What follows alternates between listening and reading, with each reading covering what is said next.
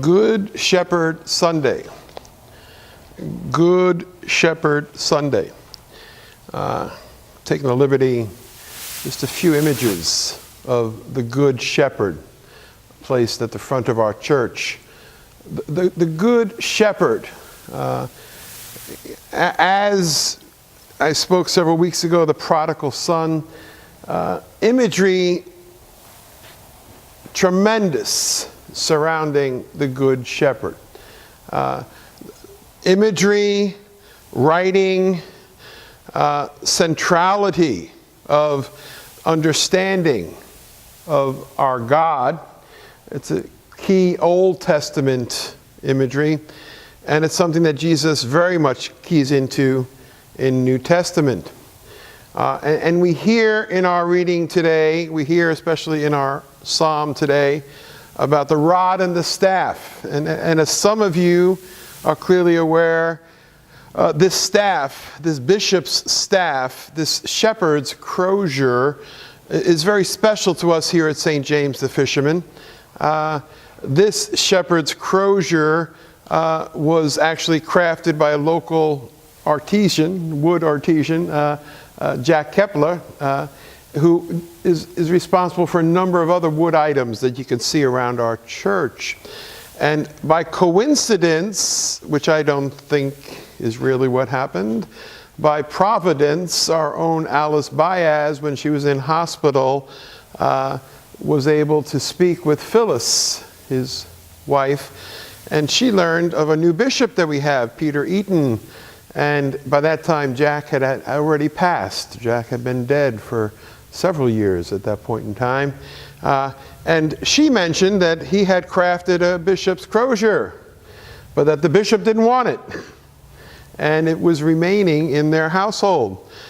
We would learn as time would go on that probably the reason that the bishop had denied wanting it or denied it was that it was about 6'2", almost, or taller when it was crafted.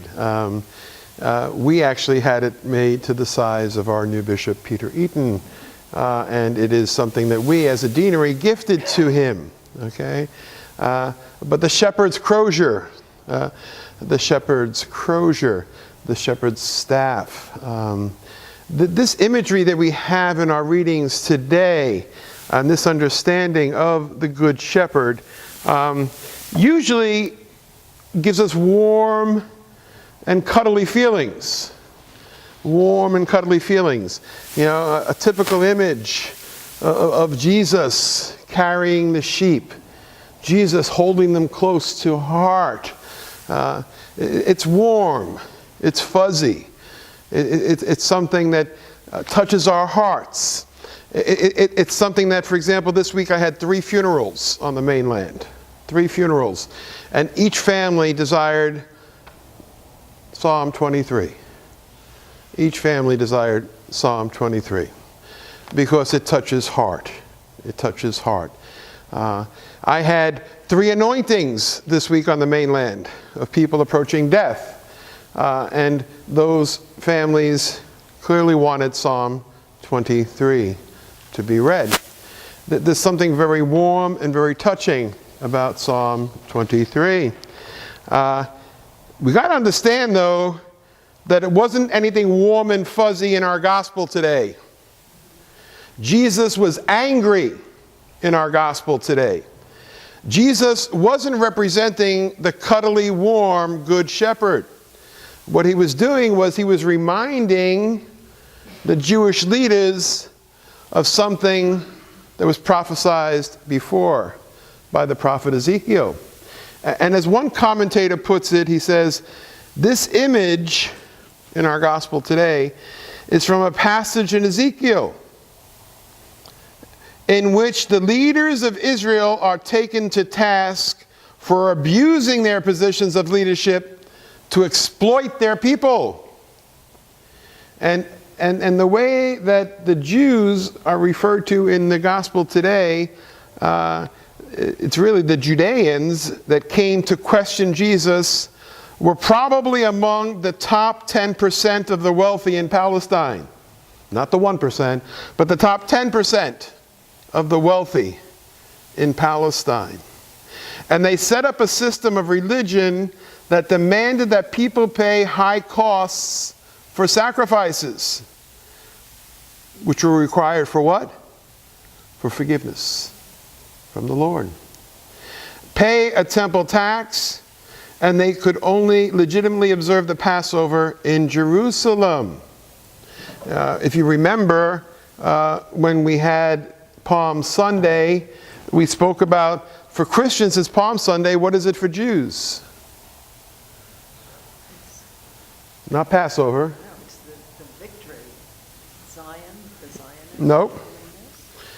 Palm Sunday, when Jesus rode into Jerusalem, it was a special day in preparation for Passover.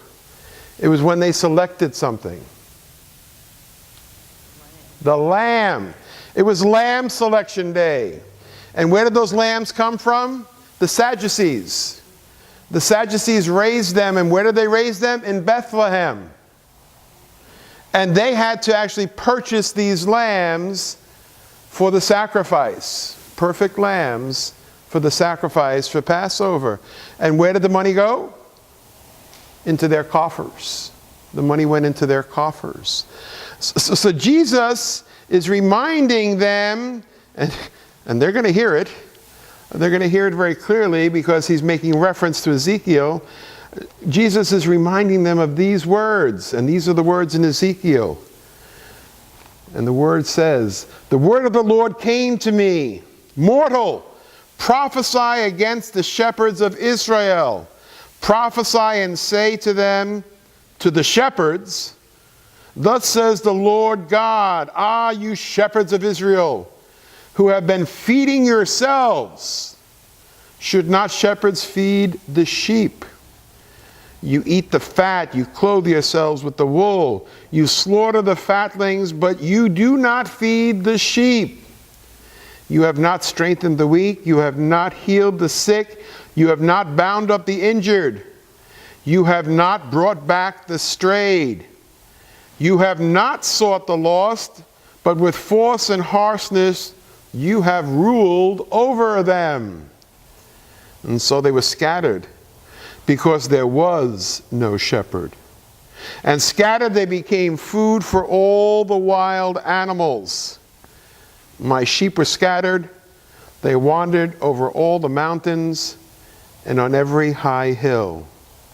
My sheep were scattered over all the face of the earth, and no one to search or seek for them. Jesus is not being warm and fuzzy.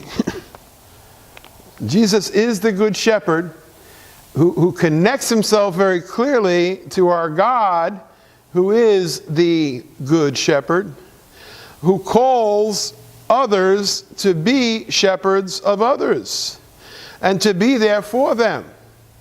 To be there for them in all of their needs, physical, emotional, spiritual. And that was not happening. And that's why I think it's so glorious that we see in our first reading today that there is a woman who is called a what? It's the first time a woman is mentioned as such. Boy, people weren't listening. What is she? Tabitha is a disciple. A woman is a disciple? She is a disciple. And she's not just Tabitha, but they also mention her other name. What is it? Dorcas. Dorcas. And that's a Greek name. It means gazelle. Gazelle. One who is graceful and grace-filled very dearly. Why do you think that they mention her Greek name? Well, she's Jewish. She's a widow. And she's a disciple. And why a Greek name being mentioned? Well, not that she was Greek. No, she was certainly Hebrew.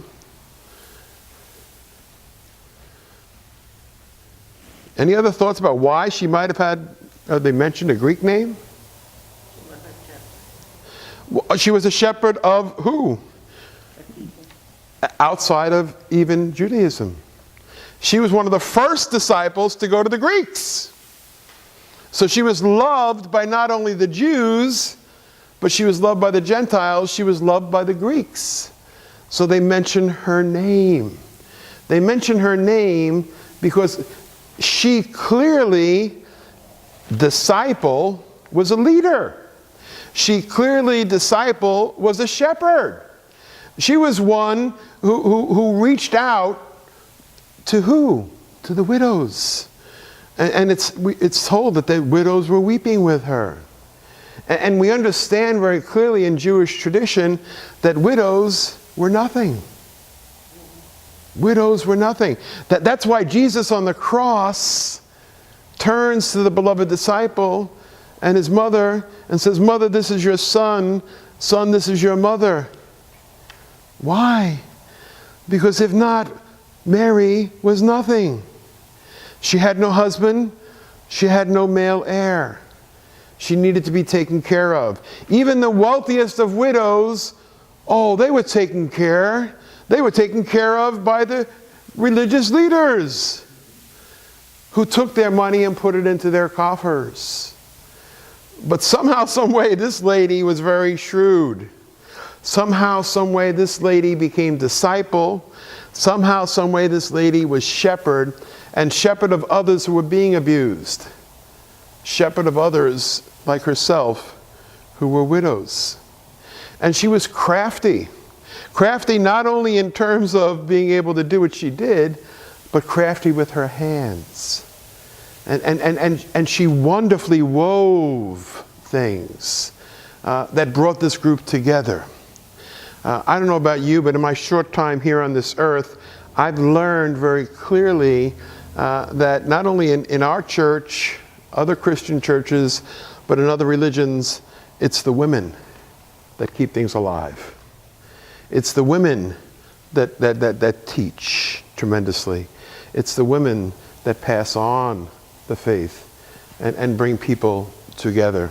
Not that the men don't do it, but overall, I think the majority would be and fall within the realm of the women. And Tabitha, Dorcas, was one.